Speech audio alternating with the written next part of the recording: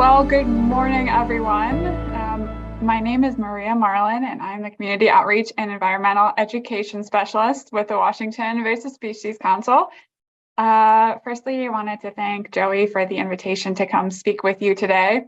Joey's program is a huge partner of the council's, and I'm a great fan of his program and all the important work he does. So I was really honored to receive the invitation. So thank you, Joey. And as he said, I am going to be introducing the Urban Forest Pest Readiness Program and the Playbook today. So there we go. But firstly, I wanted to take a step back and talk about urban forests in general. What are the benefits? Like, why should we even care about this? Well, there are many, and the first one is that urban forests improve air quality, and that's because they take that carbon dioxide and through photosynthesis release oxygen. They increase property values, and this, if you think about it, is because, properties with trees probably will garner more interest than properties with no trees and just like a building. They contribute to cool, livable neighborhoods by providing shade. They increase economic development because where there are trees, there are jobs because people have to care for the trees. It increases public safety. This is kind of an interesting thing, but there was a study that indicated there's a strong relationship in many cities between higher levels of tree canopy and lower levels of crime, regardless of socioeconomic factors. So I thought that was pretty interesting. That also it reduces the impact of transportation. And this also kind of plays in with the whole safety factor. In fact, there is another study that found something really interesting about using trees to line roadways. It brought down the average speeds by up to 8 miles an hour. And the theory behind this is that streets with landscape-centered medians or perimeter trees actually may affect driver perception of width, causing something called the lane effect or the edge effect. And this effect provides them with a psychological prompt to actually go slower because they think the lanes are much more narrow than they actually are. Trees have calming effects. I'm sure we all know that, so I don't have to expound on that. And they also reduce stormwater by absorbing excess runoff with their roots.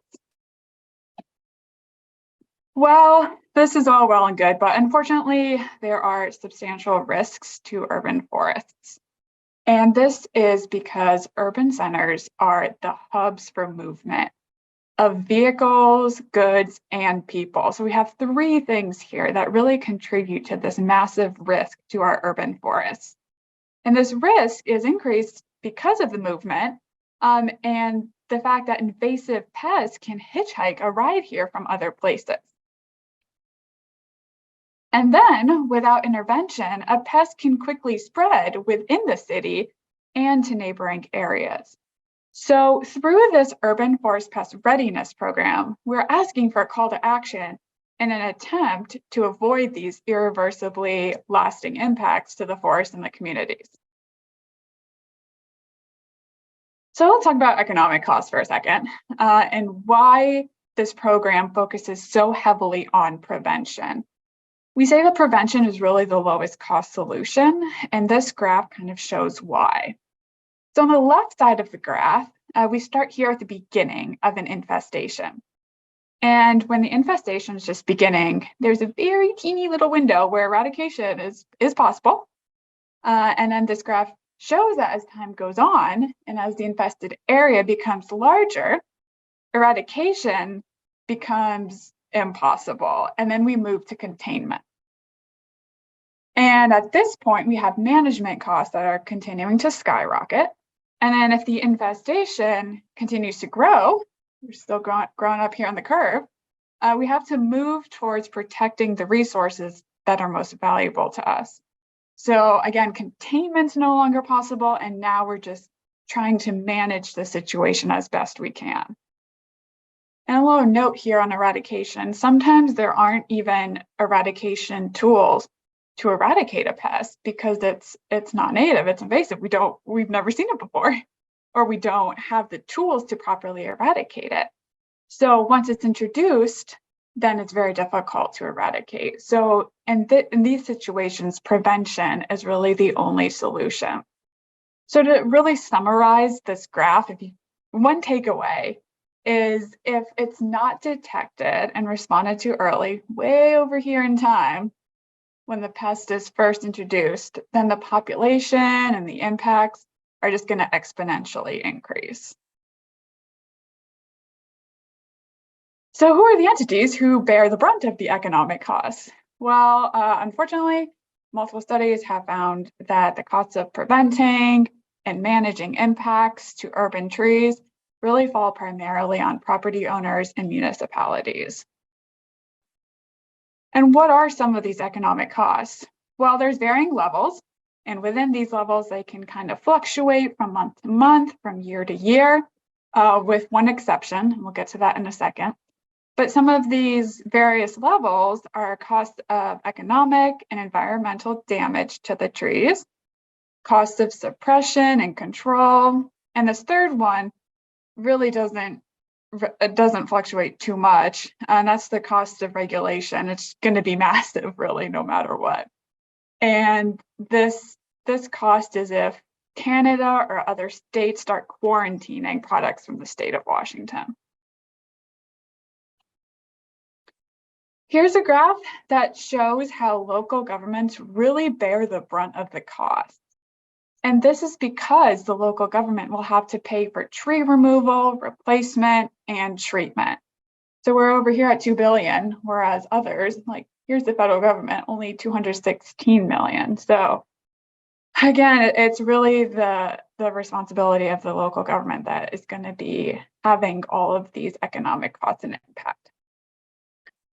So hopefully by now, you agree that prevention is really our best tool to avoid all of these costs and impacts to our community. And that brings us to the focus of today's presentation, which is the Urban Forest Pest Readiness Project and the State of Washington Urban Forest Pest Readiness Playbook. So a couple weeks ago, M. Roberts with the Department of Natural Resources actually introduced this project in one of Joey's webinars. But if you weren't there, or if you don't remember, do not worry, because I'm actually going to be providing a very similar introduction, and then I'm going to be diving deeper into the book and its content. So let's take a step back down. Let's look at some background. So knowing the unique relationship between urban forests and pests led the Washington Invasive Species Council and the Department of Natural Resources and other partners to develop this Urban Forest Pest Readiness Playbook. And it's actually a workbook that's the first of its kind. And any organization, whether it's a town, city, county, tribes, universities, urban forestry programs, are really encouraged to become familiar with this playbook, because there's a role for everyone. And it doesn't matter if you're a land manager or if you're a volunteer, there's a role for you that's outlined in this document. And users of this playbook should consider involving a really broad range of stakeholders and partners who are going to ultimately determine the success of planning efforts and pest detection and response and future management restoration of the area. So what is a playbook? Let me first start out by defining that, because if you're like me, you may not be sure what a playbook was. When I first started, I was not sure what a playbook was. And so a playbook is a set of actions with associated tasks to achieve a goal. So this includes key questions. There's going to be a readiness product. There's description, consideration, and then links and resources for more information. And this format was chosen because the authors really wanted to produce an adaptable framework for users who are at different stages of urban forest pest readiness and who are ready to address various pests of concern in their community. So ultimately, the goal of this playbook is really to close this gap in readiness and response capabilities between community leaders who are managing urban forests and then state and federal responders. So great, where do you begin? You have this playbook, and now what? Well, the very first thing you have to do is identify one or more local playbook leads that are going to coordinate this whole process. And the lead should understand the issues and risks of pests and urban forest pests. And they should also be knowledgeable and be ready to consider these characteristics of high-risk pests. So some examples of characteristics that have to be considered are the pest biology, pathways and vectors of movement, damage, and regulatory status. And this is ultimately going to impact how you need to implement the actions in this playbook and who all you need to include in your approach. So then so you have your lead. Now you're ready to take the self-assessment that's included in the playbook. And the pest readiness self-assessment has 20 questions that help answer the question, are you and your community urban forest pest ready? Now the self-assessment includes 4 different sections. And the first one is understanding risk. So if you're not aware of what natural resources or trees that you're trying to protect or even how to identify them, then you won't really know the vulnerabilities to these resources. And then after that, the second section moves into the capacity to support a response. So this section addresses how ready you are to expand your detection efforts and your reporting efforts, and also just what your ability is to act within the capacity of your people and the various programs in your city and partnerships in the community. All right, then we move along to section 3, which is the ability to expedite informed decision-making.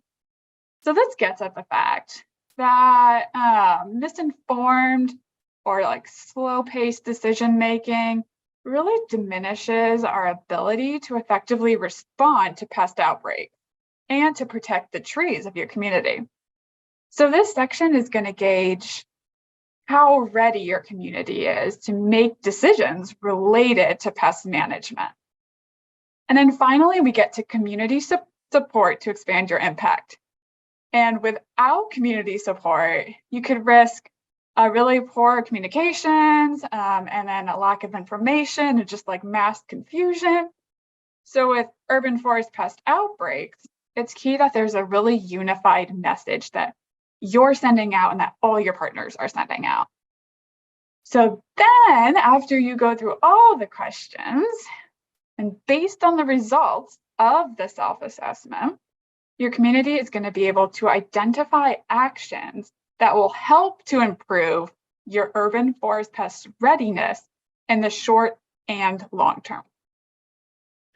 So I'm going to go through an example of one of the sections of the self-assessment to give you a glimpse of what that looks like. So we're going to go through the first section, which is understanding risk. So each section of the assessment is then further divided into subsections. So for understanding risk, we see that the first subsection asks questions that kind of related to gathering tree data, and it tries to gauge how much information your community has about its forestry assets. Now, each question has an affiliated action number, which is a reference to the Urban Forest Pest Playbook and the actions that are within this playbook. And the playbook will provide additional context to each question. So you read the question, and if you can answer yes to each question, you'll check the box and then move on to the next question. And at the end of each section, you're going to be adding up all the points to the questions you said yes to. Now, if you answer not sure, remember, you can see that related action in the playbook, and it's going to give you more context. So, and if you answer no to each question, then you leave this little box blank, and then you just move on. So the next subsection in the first overall section is pests of concern. So this really gets at the fact that, have you identified priority pests? Maybe your community has a large percentage of one specific tree species. Have you identified the pests that utilize that tree species, etc. And then we get into risk analysis. And the intent of risk analysis is to recognize if your city boundary directly impacts other communities. And you should also consider vulnerable communities surrounding your jurisdiction. Then we get to pest pathways, and this is kind of tricky. It can be difficult to gauge pest pathways because different pests move and are spread by various means. So for example, some might be moved through firewood or other wood products, and this is accelerated by humans. But other pests fly, some are moved by the wind, etc. So just remember what I said earlier. We know that urban forests, and by facilitating trade and the movement of goods, these urban areas often serve as hubs of human-mediated forest pest invasions and spread. So likely if your community hasn't really experienced a new pest invasion, you maybe haven't even thought of these questions or addressed these questions, and that is very okay. They're really just here as an introduction to the topic of pathways, which becomes a vital component to any eradication effort if and when a pest is introduced. So finally, we arrive at pest prevention. So I'm sure by now you know very well that prevention is the key strategy used by many invasive species managers who really just recognize that it saves time and money to keep pests out rather than deal with them once they arrive. So some examples of best management practices may be using native plant sources for restoration activities, and by ensuring stock is free of pests before planting. However, we recognize that it's difficult to do this whenever you have seasonal staff or high turnover. So we think maybe you can address this by including urban forest pest readiness definitions and terms in the job description so that they are trained when they start. So we are at the end of the first section of the self-assessment, and what you do is you add up all the points, the questions that you say yes to, and then there's this benchmark here. And this benchmark, we recognize that it's very difficult to get all 21 points, right? So that's why we have this benchmark. If you are 12 or above, then you're doing great. If you're below 12, then you have some actions right here that you can go to and see how you can improve your score. So this is just what the scorecard looks like. This is all 4 of the different assessments. I'm sorry, the different sections of the assessments. And each benchmark, each section is going to have a benchmark that's going to have recommendations for actions to see in the playbook if you're interested in improving your score. So now let's take a look at what an action looks like. I've been talking about actions, but this is what it looks like in the actual playbook. In the upper right-hand corner, there's going to be a green box that has a suggestion for another action or two to view. Get my little laser, there we go. To view or complete at the same time. Each action will also have key questions it's addressing. The product of completing the action is going to be also underneath the key questions. And then there's going to be a couple paragraphs of background information. So then you're going to have the tasks, which are the specific things for your team to complete in order to reach the goal for that specific action. So we're looking at action number 1 here. And the first task is really to do what I mentioned earlier, to establish a playbook lead. And then you're going to be identifying current departments and programs that have authority to respond to urban forest pests of concern. You're going to be establishing a list of contacts and who to reach out to if you have an introduction of a pest, and then prepare relevant job language, a job description language, just to ensure that everyone's trained. So remember how each question in the self-assessment is associated with a readiness action. Well, here's just a screenshot that shows the different actions in the playbook. And it all kind of builds on top of each other. So we start out very general by identifying priority pest species, and then we move towards performing a risk assessment, doing outreach to your audience. Here's actions 11 through 20. We're enhancing early detection. We're building tree canopy resilience. We're talking about how the incident command system can work in a pest response scenario. And this is all building and building up to potentially building a general response framework. So if your community is interested in learning more about the playbook and reading it, here's a QR code that will take you to the Washington Invasive Species Council website. And if I have a minute at the end, I'm going to show you what this looks like, because there's actually some really great resources on this page in addition to the playbook. So what's coming up for this program? Well, in 2023, summer of this year, we are going to be hosting one-to-one workshops with 2 communities in Washington. And this is the collaboration between the Washington Invasive Species Council and the Washington Department of Natural Resources. And we are also holding an Urban Forest Pest Summit in September of 2023. And we're going to be focusing on different authorities, federal, state, et cetera, who to report to, and several pests of high concern for urban forests. So in closing, I just wanted to please encourage you to reach out to others from your city to really collaborate on completing the self-assessment and seeing those actions that are recommended for you. Pest readiness is not really defined to one department, so it really takes everyone working together. The playbook is really just an excellent resource for you to get started, like thinking about this concept of urban forest pest readiness. And also remember to be flexible and to revisit the self-assessment. So it's not meant to be like a one-time score, like you just do it and then you just forget about it forever. It's meant to be revisited because times change, things change, as I'm sure we're all aware. So definitely just always be revisiting that and seeing how you're doing and how you can improve.